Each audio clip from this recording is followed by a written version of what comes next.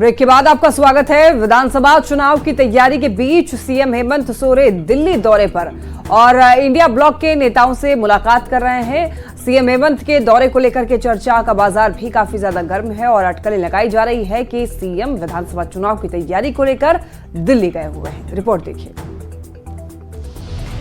दिल्ली में सीएम हेमंत सोरेन, इंडी ब्लॉक को मिली ताकत, जीत का रास्ता दिल्ली से होकर जाता है और जीत के लिए सीएम हेमंत की रणनीति।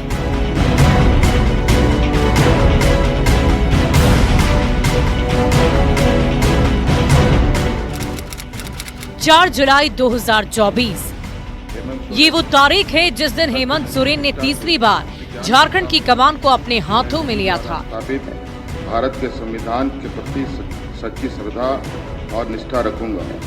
मुख्यमंत्री पद की शपथ लेते ही हेमंत सोरेन केंद्र सरकार पर हमलावर नजर आए और विधानसभा चुनाव की तैयारियां भी तेज कर डाली। झारखंड में आने वाले कुछ महीनों में विधानसभा चुनाव होने वाले हैं और ऐसे में सभी दलों ने अपनी बिसात बिछानी शुरू कर दी है। हेमंत सोरेन भी लगातार बैठक कर लोगों से मुलाकात कर अपनी चुनावी रणनीति को धार दे रहे हैं। विधानसभा चुनाव की तैयारियों के बीच जब सीएम हेमंत सोरेन अचानक से दिल्ली पहुंचे तो चर्चाओं का बाजार गर्म हो गया कि सीएम हेमंत नेताओं से मुलाकात कर चुनाव की रणनीति बना रहे हैं। दिल्ली पहुंचने के बाद सोनिया गांधी, सुनीता केजरीवाल समेत इंडी ब्लॉक के कई नेताओं से मुलाकात की। इससे पहले 30 मार्च को इंडी की रामलीला मैदान में होने वाली रैली को लेकर कल्पना सोरेन दिल्ली पहुंची थी और सुनीता केजरीवाल से मुलाकात की थी। तब हेमंत सोरेन और अरविंद केजरीवाल दोनों जेल में थे। ऐसे में लोकसभा चुनाव की जिम्मेदारी दोनों नेताओं की पत्नियों ने उठा रखी थी। हालांकि अब केजरीवाल के भी जेल से बाहर आने की संभावनाएं बढ़ गई है। विपक्ष को जेल में डालकर प्रचार से रोकने की राजनीति, जिसका शिकार हेमंत सोरेन जी भी हुए, अरविंद केजरीवाल जी भी उसी का शिकार है। बिना किसी मामले के, बिना किसी सबूत के, बिना किसी आधार के उनको पकड़ के जेल में डाल के रखा है। हालांकि सीएम हेमंत सोरेन ने सभी अटकलों को विराम देते हुए कहा कि ये महज एक शिष्टाचार मुलाकात है। संविधान हत्या दिवस को लेकर बीजेपी पर भी जमकर हमला बोला। चुनाव के बाद और हमारे जेल से बाहर निकलने के बाद मुलाकात नहीं हुई थी, तो ये एक शिष्टाचार मुलाकात सर। अरे बीजेपी का, हमारे विपक्ष के लोगों का क्या कहना, वो क्या कहेंगे, क्या करेंगे, ये तो उन्हीं को पता है। हेमंत सोरेन भले ही इसे शिष्टाचार मुलाकात कह रहे हों, लेकिन सीएम का ये दिल्ली दौरा कई मायनों में खास माना जा रहा है। जेल से बाहर आने के बाद पहला दौरा, INDIA अलायंस को मिलेगी मजबूती, विधानसभा चुनाव को लेकर होगा मंथन, कांग्रेस से सीट बंटवारे पर चर्चा संभव, राज्य सरकार के कार्यक्रम पर हुई चर्चा। आपको बता दें, हेमंत सोरेन को हाल ही में झारखंड हाईकोर्ट ने 28 जून को जमानत दी थी। रांची जमीन घोटाले मामले में वो आरोपी बताए गए थे। जेल से बाहर निकलने के बाद हेमंत सोरेन ने सीएम पद की शपथ ली थी और अब दिल्ली पहुंचकर नेताओं से मुलाकात कर रहे हैं। ऐसे में यही अटकलें लगाई जा रही है कि इस मुलाकात के जरिए विधानसभा चुनाव की तैयारियों को धार देने की कोशिश सीएम हेमंत सोरेन की तरफ से लगातार जारी है। News 18 bureau report. और रांची से बड़ी खबर मिल रही है। निकाय चुनाव कराने को लेकर झारखंड हाईकोर्ट का जोर है। राज्य सरकार को कोर्ट का आदेश, 2 हफ्ते के अंदर फैसला लेने का आदेश दिया गया है। फैसला लेकर कोर्ट को बताएं, यह हाईकोर्ट की ओर से कहा गया। चुनाव नहीं कराना संवैधानिक तंत्र की हत्या है। हाईकोर्ट ने कड़े शब्दों का इस्तेमाल किया है। पूर्व पार्षद रोशनी खलगो की याचिका पर यह सुनवाई हुई। बड़ी खबर आपको बता रहे हैं, हाईकोर्ट ने सख्त आदेश में निकाय चुनाव कराने को कहा है। राज्य सरकार को कोर्ट का आदेश है कि 2 हफ्ते के अंदर फैसला लेने का आदेश दिया गया है। फैसला लेकर कोर्ट को बताएं, यह हाईकोर्ट की ओर से कहा गया। चुनाव नहीं कराना संवैधानिक तंत्र की हत्या है। हाईकोर्ट ने हत्या जैसे शब्द का इस्तेमाल किया है। पूर्व पार्षद रोशनी खलगो की याचिका पर यह सुनवाई हुई। और मोतिहारी से एक बड़ी खबर, रक्सौल बॉर्डर पर पटना डीआरआई टीम की कार्रवाई। करीब 2 किलो सोना के साथ में 4 लोगों को गिरफ्तार किया गया। यूपी नंबर का एक स्कॉर्पियो भी जब्त किया गया है। दुबई से सोना लेकर के नेपाल के रास्ते भारत में प्रवेश कर रहे थे। रक्सौल रेलवे ढाला के पास डीआरआई की टीम ने कार्रवाई की। आपको बता दें कि सोना सहित 4 तस्कर भी गिरफ्तार कर लिए गए हैं। गिरफ्तार तस्करों में महिला भी शामिल है। दुबई से नेपाल और रक्सौल बॉर्डर के रास्ते दिल्ली ले जाने की तैयारी चल रही थी।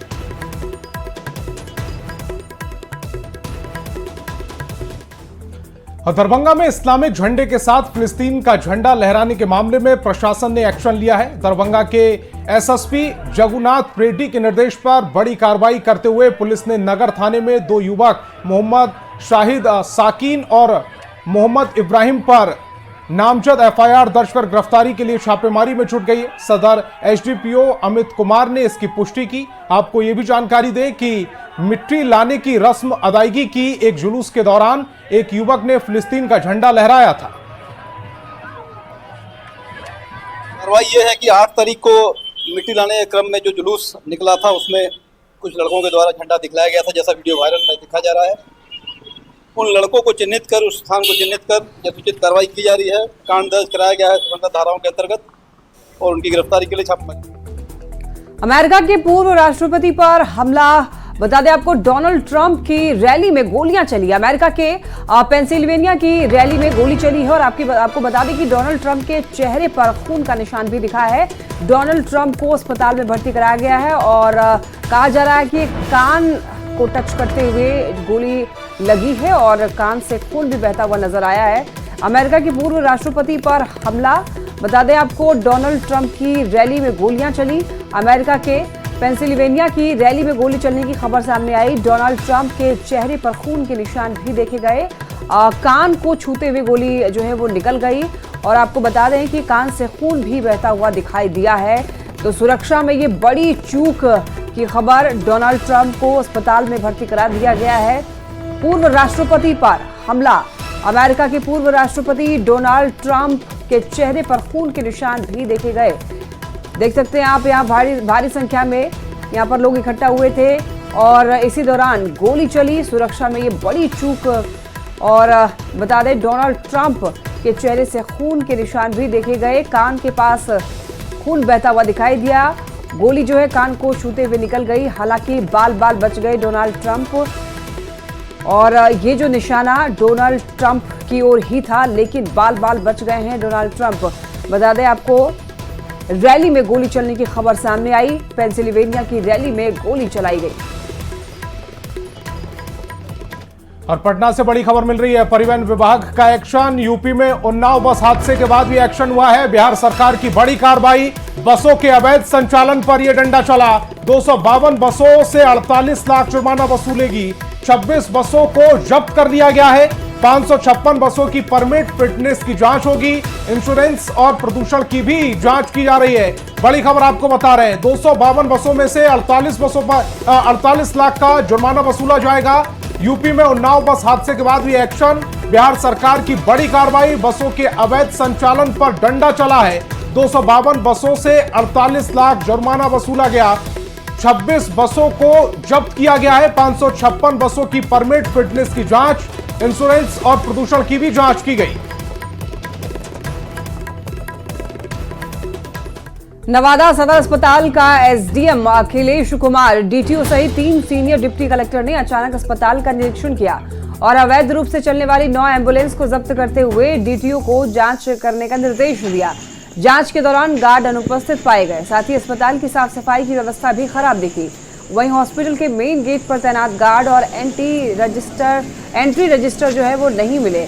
एसडीएम ने नाराजगी जताई। बता दें आपको, अब मामले में कड़ी कार्रवाई का निर्देश दिया गया है। अधिकारी के आदेश से हम लोग विभिन्न वार्डों का इंस्पेक्शन किए और उसमें जो भी कमी थी, जो भी डॉक्टर उपस्थित थे, जो नर्सेस उपस्थित थी, उनके बारे में हम लोग डीएम साहब को रिपोर्ट करेंगे। उनका व्यवस्था के बारे में, साफ सफाई के बारे में, हर बिंदु पर हम लोग एक रिपोर्ट बना के जिला पदाधिकारी को समर्पित करेंगे। एम्बुलेंस में क्या पाया गया सर? एम्बुलेंस में प्राइवेट एम्बुलेंस लगे हुए थे। उनके वाहनों की भी जाँच की जा रही है। डीटीओ साहब प्रॉपर उस पर फाइन करेंगे। हवा निकाला गया सर? वो सभी जब्त कर लिया है। कोई भी गाड़ी नहीं, ड्राइवर नहीं थे, इसलिए इसको सवेरे सबको हम लोग सीज करके थाना ले जाएंगे। और नालंदा से बड़ी खबर मिल रही है। दीपनगर के देवी सराय में दुकान में आग लगी है। नारियल और मूंगफली की यह दुकान थी जिसमें आग लगी है। करीब 30 लाख का सामान जलकर खाक हो गया है। आग की वजहों का अब तक खुलासा नहीं हुआ है। बड़ी खबर आपको बता रहे हैं नालंदा से, जहां दीपनगर के देवी सराय में दुकान में आग लगी है। नारियल और मूंगफली की यह दुकान बताई जा रही है। करीब 30 लाख का सामान जलकर खाक हो गया है। आग की वजहों का अब तक खुलासा नहीं हुआ। तस्वीरें आपकी टेलीविजन स्क्रीन पर, पूरी दुकान जलकर खाक हो गई है और सामान किस तरह से जला है वो तस्वीरें आप अपनी टेलीविजन स्क्रीन पर देख पा रहे हैं। नालंदा से बड़ी खबर आपको बता रहे हैं। यहां पर नारियल और मूंगफली की यह दुकान थी जिसमें आग लगी। लाखों का नुकसान हुआ है। 30 लाख का सामान बताया जा रहा था जो जलकर खाक हो गया है। तस्वीरें इस समय आपकी टेलीविजन स्क्रीन पर, किस तरह से यह हादसा हुआ वो इन तस्वीरों के जरिए समझ सकते हैं आप। रात में सूचना मिला कि आपका गोदाम से धुआं निकल रहा है, तो आए तो देखे कि दमकल विभाग वाला आया हुआ है। आग लगल, आग पूरा फेंक रहा था, लहक रहा था, पूरा जला रहा। कितना का नुकसान हुआ होगा? 40 से 45 है। कैसे आग कैसे लगा, कुछ पता चला? शॉर्ट सर्किट के साइड लगा हो, कैसे लगेगा? क्या क्या चीज जला? नारियल, गोदाम सारा जल गया। क्या नाम है? देख सकते हैं क्या हाल है।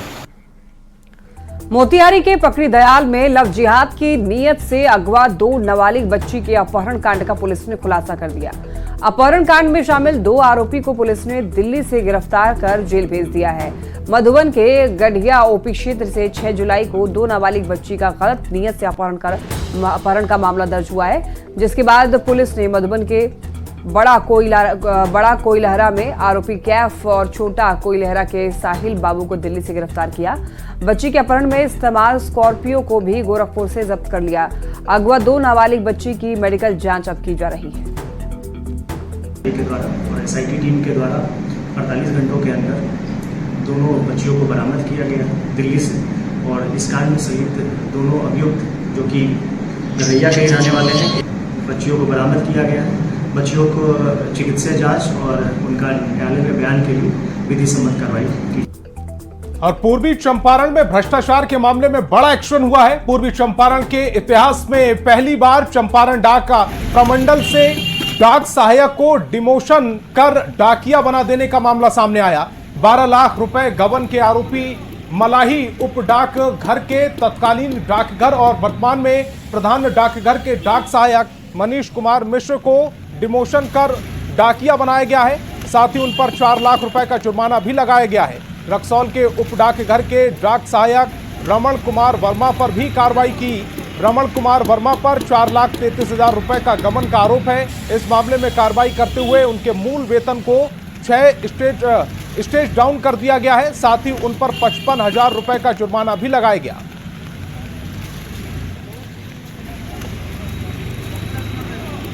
जी हाँ, एक फ्रॉड के मामले में मलाही उप डाकघर में एक फ्रॉड हुआ था, उसमें जो कर्मी संलिप्त थे उनके ऊपर कार्रवाई की गई है।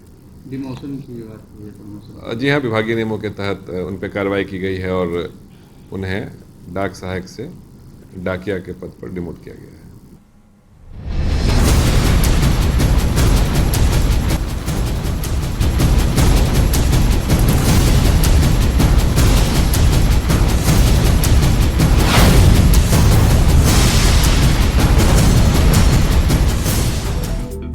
बगहा में गंडक नदी अपना रौद्र रूप दिखा रही है। गंडक नदी के पानी ने दियारा इलाके में बर्बादी की कई कहानी लिखती है। ये तस्वीरें हैं नरहा गांव की, जहां पानी की तेज बहाव में सड़क पानी में बह गई। आप तस्वीरों में देख सकते हैं कि सड़क किस तरह पानी में बह रही है। सड़क पानी में बहने के बाद लोगों का आना जाना ठप हो गया है। कहीं 5 फीट तो कहीं 20 फीट तक सड़क टूट चुकी है। वहीं बितहा प्रखंड के सेमरवारी पंचायत में करहिया बसौली मुख्य मार्ग भी पानी के तेज बहाव में टूट गया है और ये सड़क नैनहा ढाला से पंचायत के वार्ड नंबर 2 और 3 को जोड़ती है।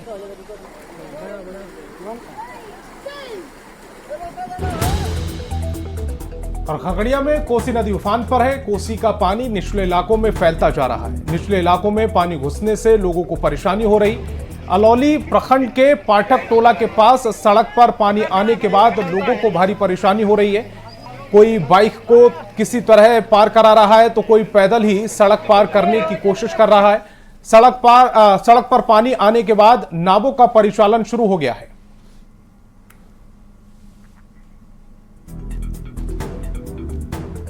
भारी बारिश के बाद अरवल शहर पानी पानी हो गया है। 2 घंटे की झमाझम बारिश के बाद शहर के कई इलाकों में पानी भर गया है। बारिश के बाद स्कूली बच्चों के चेहरे खिल गए हैं। स्कूल के बच्चे पानी में डुबकी लगाते हुए नजर आए। नगर परिषद नाला निर्माण में करोड़ों रुपए खर्च कर चुकी है, लेकिन बारिश ने नगर निगम की पोल खोल दी।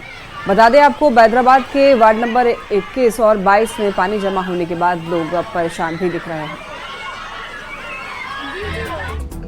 और अब आपको राजधानी रांची लेकर चलते हैं, जहां हल्की बारिश ने नगर निगम की पोल खोल दी है। हल्की बारिश के बाद गली मोहल्लों में जल जमाव की स्थिति पैदा हो गई है। रांची के रहीसाई इलाके में जल जमाव की वजह से घरों में पानी घुस गया, जिससे लोगों को काफी परेशानी हो रही है।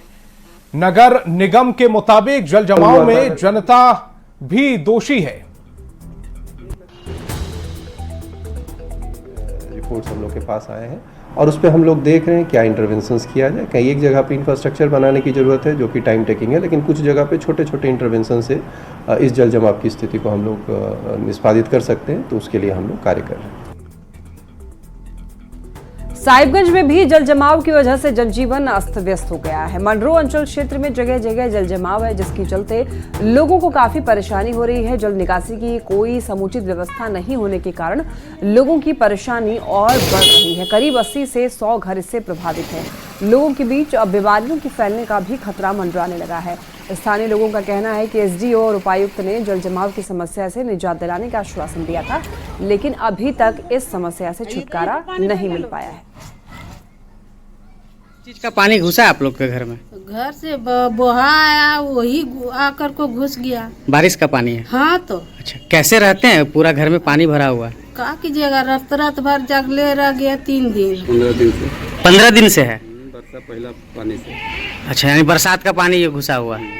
अच्छा, अभी तक जो है कोई सुध लेने के लिए नहीं आया है, जनप्रतिनिधि या फिर प्रशासन? ना आया था लोग वहाँ पर नला उला बनने के लिए, क्या नाम है, डीसी साहब आए थे। अच्छा, डीसी साहब आए थे।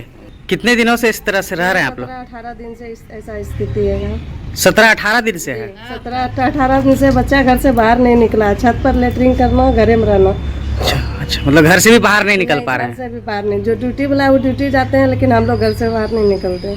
देख सकते हैं कि यहाँ इतना दुर्दशा हो चुका है, इतना बीमारी फैल रहा है, पानी का कोई स्रोत ही नहीं है। जो पानी पहले पूर्व हिस्सा से मिर्जा चौकी फाटक से होके जो इधर हाजीपुर फौजदारी होते हुए गंगा पुल की तरफ जाती थी, वो पानी इस मोड़ ले चुकी है कि सारा बस्ती, सारा आदमी इधर रात दिन यही सोच में डूबा हुआ है कि कब हम लोग के साथ किस दुर्घटना से गुजरना पड़ जाए, कभी क्या हो जाए। हम लोग को कुछ नहीं, घर में हर रोज सांप देखने को नजर आता है। कोई बीमार पड़ रहा है तो ले जाने के लिए सोचना पड़ता है कि किस ढंग से ले जाया जाए।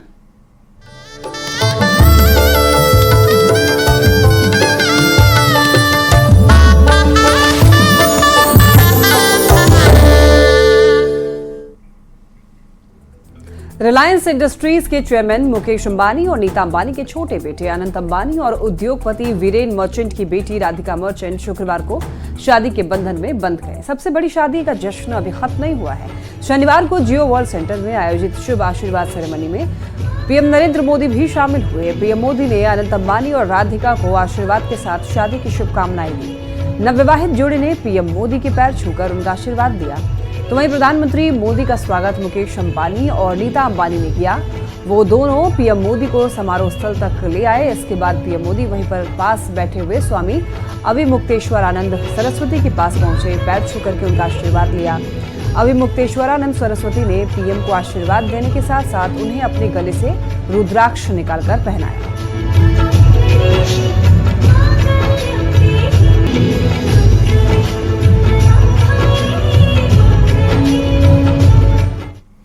शनिवार को जियो वर्ल्ड सेंटर में आयोजित शुभ आशीर्वाद सेरेमनी में अंबानी परिवार के खास रिश्तेदार, खास दोस्तों के अलावा कई नामचीन हस्तियां शामिल हुई। बॉलीवुड के दिग्गज अभिनेता अमिताभ बच्चन, शाहरुख खान, सलमान खान, रणबीर कपूर, क्रिकेटर सचिन तेंदुलकर, महेंद्र सिंह धोनी, जसप्रीत बुमराह, हार्दिक पांड्या समेत कई जानी मानी हस्तियां शुभ आशीर्वाद समारोह में शिरकत की।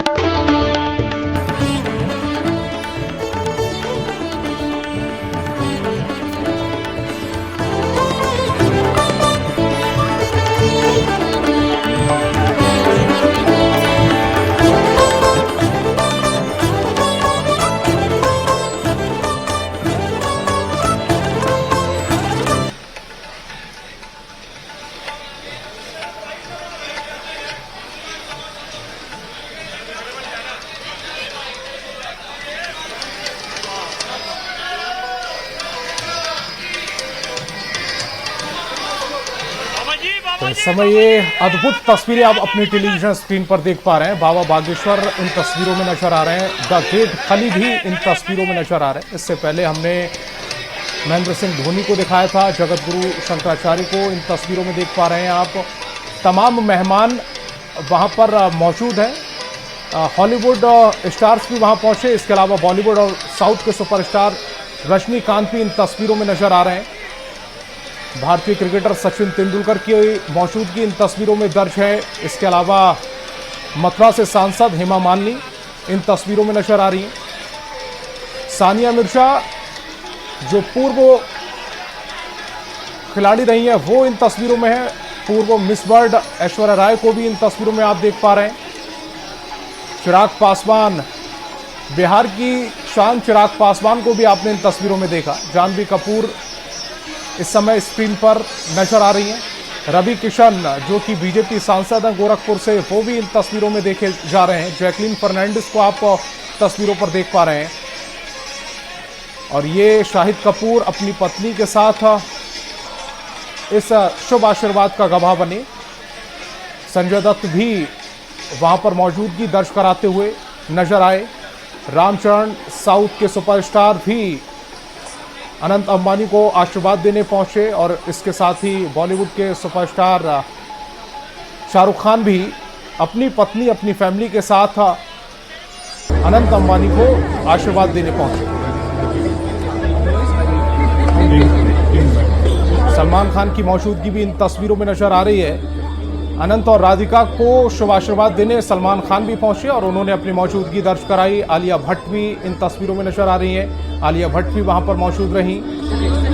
तमाम बड़े मेहमानों का वहां पर जमावड़ा लगा, उनको न्योता मिला था और उन्होंने उस न्योते को स्वीकारा, अपनी मौजूदगी दर्ज कराई। इसी के साथ बुलेटिन में इतना ही। तमाम खबरों के लिए आप देखते रहिए न्यूज़ 18।